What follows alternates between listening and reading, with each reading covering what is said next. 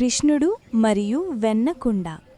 గోకుల గ్రామంలో చిన్న కృష్ణుడు ఒక విషయంలో చాలా ప్రసిద్ధి.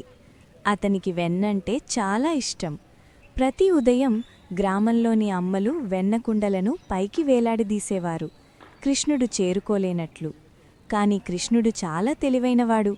ఒకరోజు అతను తన స్నేహితులతో చెప్పాడు, ఈరోజు మనం వెన్న యాత్రకి వెళ్దాం. వాళ్లు పెట్టెలు ఒకదానిపై ఒకటి పెట్టి ఎక్కారు.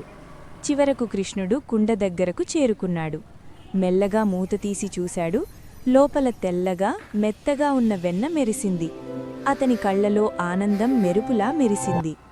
అతను తినబోతుండగా కిటికీ దగ్గర కొన్ని కోతులు కూర్చొని అతన్ని ఆశగా చూస్తున్నాయి.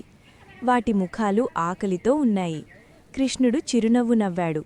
ముందుగా తినకుండా వెన్నను చేతితో తీసి కోతులకిచ్చాడు. అవి ఆనందంగా తింటూ అరుస్తూ ఉన్నాయి. అతని స్నేహితులు కూడా నవ్వుతూ కలిసి పంచుకున్నారు. అప్పుడే యశోదమ్మ లోపలికి వచ్చింది. కృష్ణా, మళ్ళీ వెన్న దొంగతనం చేశావా అనడిగింది. కృష్ణుడు నిజాయితీగా తల ఊపాడు. అవునమ్మా, అయితే నువ్వే ఎందుకు తినలేదు అనడిగింది.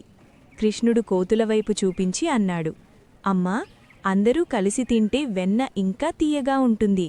యశోదమ్మ కోపంగా ఉండాలని అనుకుంది కాని ఆమె హృదయం కరిగిపోయింది. కృష్ణుణ్ణి ఆలింగనం చేసుకుంది. నీతి: పంచుకుంటే ఆనందం మరింత పెరుగుతుంది.